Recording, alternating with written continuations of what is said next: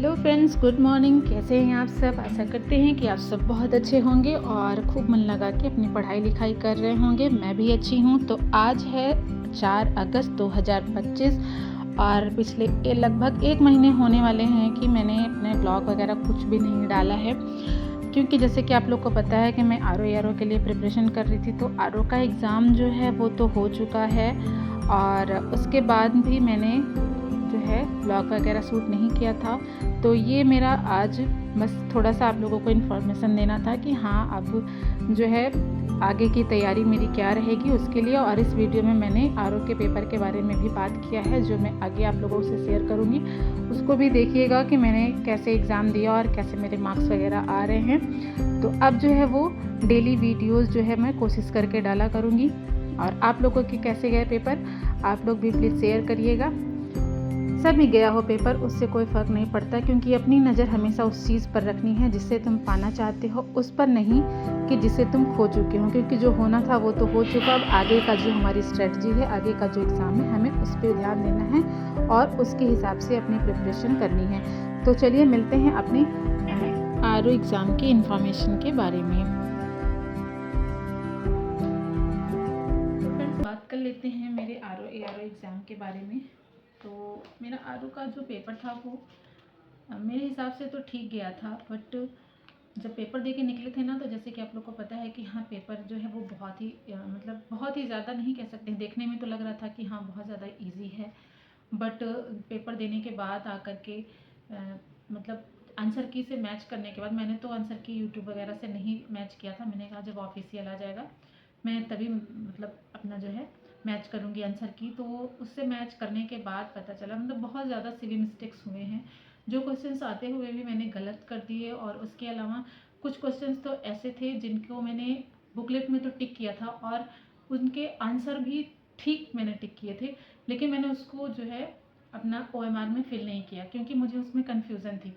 मैं उसमें 50-50% जो है मुझे डाउट था, और जिन क्वेश्चंस को मुझे लग रहा था कि मैं कंफर्म हूँ, उनके आंसर को मैं गलत टिक करके आ गई, और कहीं कहीं मैंने आंसर सही टिक किया तो OMR फिल करने में मुझसे गलती हो गई। तो ये बहुत सारे ब्लंडर जो हैं वो मुझसे हो गए, जिनकी वजह से मेरे मार्क्स जो है वो करीब मतलब करीब क्या कट ऑफ से बाहर ही रहेंगे, इतना तो कम कट ऑफ जाएगा नहीं। और जिस तरीके से मेरे मार्क्स आए हैं उसमें तो करीब मेरा जो है वो नेगेटिव मार्किंग को पूरा काट पीट के मेरा 102 ही बन रहा है। तो 102 में तो कोई चांस ही नहीं है, तो इसलिए मेंस की प्रिपरेशन करने का कोई सवाल ही नहीं उठता है। तो अभी जो है वो अब उसको लेकर के तो नहीं बैठा जा सकता कि हाँ मेरा एग्ज़ाम ख़राब हो गया और अब आगे कुछ करना नहीं है, क्योंकि एक ही एग्ज़ाम के पीछे तो पूरी लाइफ है नहीं। उसको आगे भी कंटिन्यू करना है, अगर कुछ करना है और आगे लाइफ में, तो अभी आगे और सारे एग्ज़ाम से और अपॉर्चुनिटी मिलेंगी। और जब तक हमारी एज का क्राइटेरिया है, ट्राई करते रहना ही है। और क्या कर सकते हैं, लोगों की बातों को इग्नोर करना पड़ेगा, क्योंकि हमारे ऊपर बहुत ज़्यादा प्रेशर भी रहता है।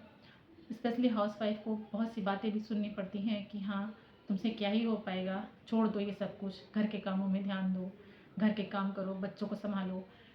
हाँ, ये सारी चीज़ें होती हैं, लेकिन अब उन सारी चीज़ों को लेके चलते हुए भी, सारी चीज़ों को इग्नोर करते हुए भी हमें अपनी पढ़ाई पे भी ध्यान देना ही है। और जब तक हो सकता है अपना करना है, जितना हो सकता है अपना 100% देना है। आगे किस्मत में जो होगा वो तो होगा ही, बट मेहनत तो करना हमारा काम है। तो अब मैं आप लोग को बता दूं कि मेरा नेक्स्ट एग्ज़ाम जो है वो पेट का है। मैंने पेट का भी फॉर्म फिल किया है, और पेट का जो वो है वो 6-7 सितंबर को है। तो अभी पेट का और PCS का दोनों का एग्ज़ाम, PCS का जो अक्टूबर में है उसके लिए भी प्रिपरेशन अब मैं फिर से स्टार्ट करूँगी, क्योंकि अभी जब से मैं आर का पेपर दे के आई हूँ, आज 4 अगस्त है, तब से पढ़ाई बिल्कुल भी नहीं हो रही है। बस उसी टेंशन में है कि इतना ज़्यादा सिली मिस्टेक्स अगर नहीं किए होते तो शायद 8-10 नंबर अगर बन जाते तो मे बी लिस्ट में नाम आ जाता। शायद फीमेल की 115-120 तक ही जाएगी, अगर 20 तक भी जाएगी तो 17-18 नंबर बहुत ज़्यादा होते हैं। लेकिन मेरा हिंदी में भी इसी तरह से ब्लंडर हो गया, प्लस उसमें भी और कुछ नेगेटिव मार्किंग की वजह से तो 102 ही मार्क्स बन पाए। कोशिश बहुत की थी कि हाँ इस बार आर का जो है वो पेपर थोड़ा सा पैटर्न से हट भी गया था, तो कोशिश बहुत की थी कि हाँ आर का पेपर जो है वो क्वालिफाई कर लूँ प्रीलिम्स, लेकिन नहीं हो पाया। तो कोई नहीं, अब नेक्स्ट एग्ज़ाम की प्रिपरेशन में लग जाते हैं, जो कि पेट और पीसीएस का है। उसके बाद वैकेंसी आरओ की फिर सुनने में आ रहा है कि हाँ 2026 में फिर से आएगी वैकेंसी, तो उसके लिए भी करना है। हार नहीं माननी है जब तक कोई ना कोई हम सीट ले नहीं लेते हैं। अपनी कोशिश पूरी करनी है, आगे तो ऊपर वाला मालिक है, जैसा भी फल देना चाहेगा वो तो देगा ही। बस हमें हार नहीं माननी है और कोशिश करते रहना है। तो आप लोग भी, आप लोग का अब आगे कौन सा एग्ज़ाम है, किस एग्ज़ाम की आप लोग अब प्रिपरेशन कर रहे हैं, और कमेंट करके बताइएगा। और अपनी प्रिपरेशन को जारी रखिए। किसी की बातों में नहीं आना है, किसी के कहने में नहीं आना है। कोई कुछ भी कह रहा है कि हाँ तुमसे नहीं होगा, वो क्या जानता है कि हाँ हमसे क्या होगा क्या नहीं होगा। जो हम कर रहे हैं वो हमें पता है ना, अगला इंसान को क्या पता कि हाँ हम क्या कर रहे हैं और कैसे कर रहे हैं, कितनी मेहनत कितनी शिद्दत से कर रहे हैं, और कितनी मुश्किलें आ रही हैं पढ़ने में, समझने में, करने में, जो कि सारे काम के साथ, घर के कामों के साथ, बिना किसी की हेल्प के, बिना किसी गाइड के, बिना किसी कोचिंग के, और सिर्फ मोबाइल का एक ही सहारा है, इसी से चाहे जो हो जाए उसी को लेकर के अब धीरे धीरे हम लोग, देखिए ये एग्ज़ाम ही ऐसा होता है कि कुछ दिन कुछ साल तो इसके पैटर्न को समझने में ही लग जाते हैं। तो बस अब जो है लगता है कि स्पेशली मुझे कि हाँ अब मैं इस एग्ज़ाम के पैटर्न को, मतलब पैटर्न क्या समझ लीजिए कि पेपर की क्वालिटी को, टॉपिक को, कि किस तरह से क्वेश्चंस किस टॉपिक से कैसे पूछे जाते हैं, तो वो सारे ट्रैक अब समझ में आने लगा है। तो इस हिसाब से मैं अपनी कोशिश जो है वो जारी रखूँगी और अपने एग्ज़ाम की प्रिपरेशन करती रहूँगी। और आप लोग भी वेट कर रहे होंगे कि मेरी वीडियो नहीं आई। मन ही नहीं करता, एक बार वीडियो बनाना छूट जाता है ना, तो फिर मन नहीं करता है कि हाँ कैमरा उठाओ और फिर वीडियो बनाओ, और क्या ही बताओ कि हाँ जिसके लिए इतनी मेहनत कर रहे थे वो तो हो नहीं पाया।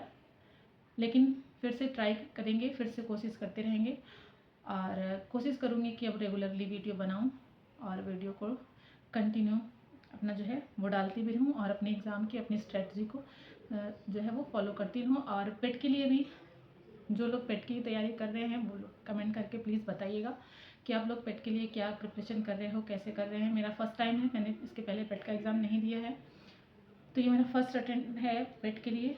तो बस उसी की प्रिपरेशन में अभी मैं लगी हूँ, और जैसे भी होगा आप लोगों के साथ मैं अपनी स्ट्रेटजी जो है आगे अगले 1 महीने की क्या रहने वाली है, मैं नेक्स्ट वीडियो में शेयर करूँगी। तो चलिए मिलते हैं आप लोगों से नेक्स्ट वीडियो में अपनी पेट की स्ट्रेटजी के साथ में।